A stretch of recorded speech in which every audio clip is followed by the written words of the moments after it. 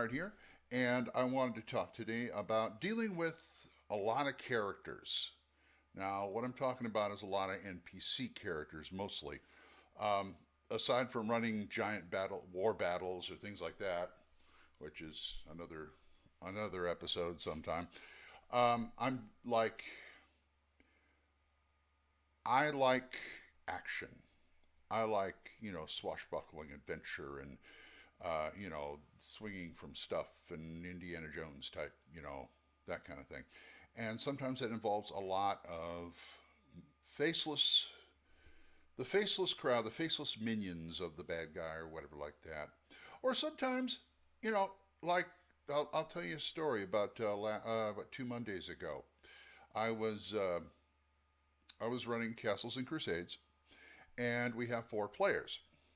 And the group ran. We were they were in the keep in the they were in the caves of chaos from the keep in Borderlands, and I had them in the Temple of Chaos, which had been gutted by that time and been run been at that time the temple, which I said was dedicated to Orcus, had been routed by good guys like a year or so before, and a group of bandits took residence in there. Well, they pretty much dealt with the bandits, but they went into this one room, which anybody who knows the Caves of Chaos is the Hall of the Undead, and there's like 10 skeletons and 10 zombies who don't do anything until you walk in the room. Then they activate. Well, they walked into the room as players or player characters are wont to do, and everything animated. Now they were for like backing out of the room and slamming the door and bolting it. Unfortunately, the there were characters who were in the middle of the room, and there was no way, aside from DM fiat, that I could get them out. So I improvised a battle with 10 skeletons and 10 zombies and the 4 players. And this is the kind of thing I improvised. I basically gave them 5 each to fight.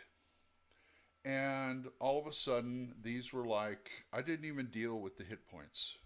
I dealt with whether or not the players hit them or not. And I basically made them one hit wonders. Um, and their players did their share of missing, and the zombies and skeletons did their share of hitting. But it was basically I wrote the 4 players' names down or the 4 characters' names down, and I just went 1, 2, 3. Okay, those 5 are dead. Okay, and if they critted, I let them take an extra one down.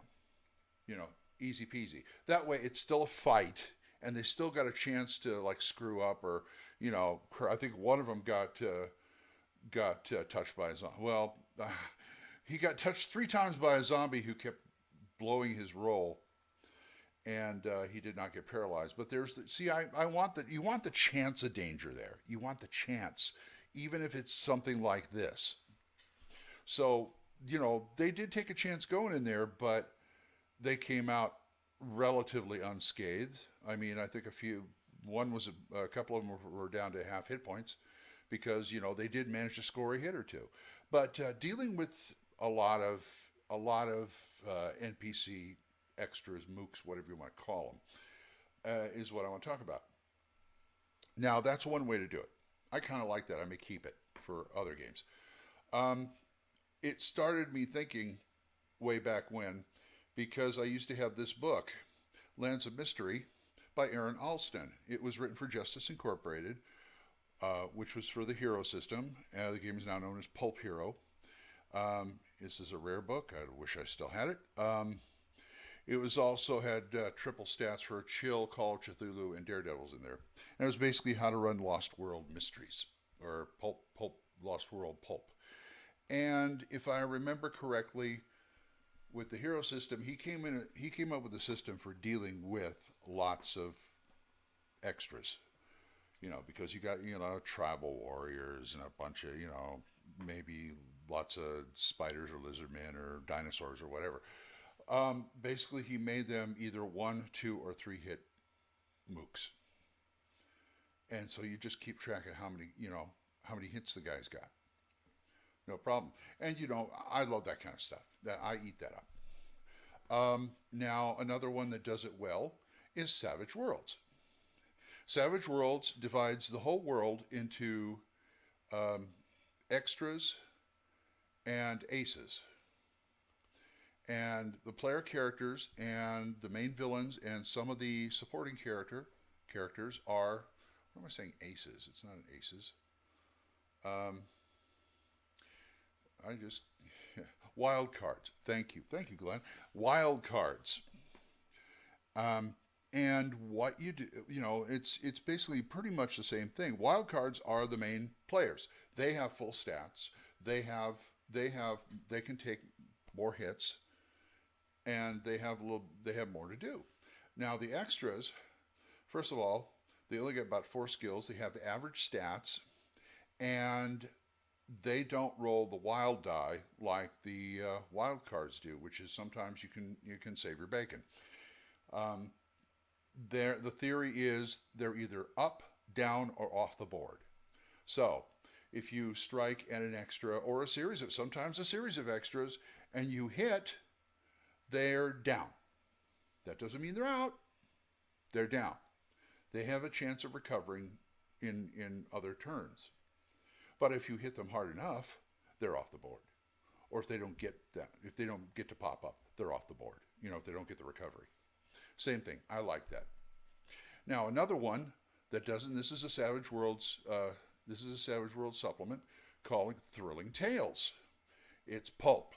I mean pulp, as you can tell from the cover. Actually, that's the old Justice Incorporated cover. But they have. Let me read it here. They have a couple of more classes of extras. They have what's called. Let's see. Henchmen and mooks. Now, henchmen are between wild cards and extras. Basically, they're an extra who has a wild die that can roll the wild die. So they're a little tougher. They're like, say, the bad guy's dragon or his second in command or something like that. Or something like that. So they're a little tougher, but they're still easy to pull down. Now, mooks, on the other hand, are below extras. They have a D6 in everything. They possess 4 skills, all D6, no edges, no hindrances, and if they're shaken, which happens right after you hit something, they're down. They are down. They do not go shaken. They are off. They're gone. They're gone. So, if you're dealing with, say, a bad guy's minions coming after you, or a horde of zombies, or something like that, they're gone. That doesn't mean they can't hurt them, but they're easy to hit. I mean, there's a lot of monsters out there that are easy to hit, but if they hit you, oh boy! I'm not saying it's that bad for these guys, but it's there. So they're not exactly cardboard, and they do give the players a challenge. I like that. There's other systems. There's war systems like Rule Cyclopedia D&D has the War Machine, which I think works pretty well if you want to do skirmish battles and just a war in shorthand, and the players can still have things to do. Even Savage Worlds has a system for mass battles. But that's, like I said, that's another episode. But that's 2 or 3 ways to deal with a lot of extras, a lot of minions. You can have casts of thousands, and it won't affect you. It won't affect you. It's not going to take forever. Anyway, I've said my piece. So we're going to have more next time. So I'll see you around, and take care. Bye-bye.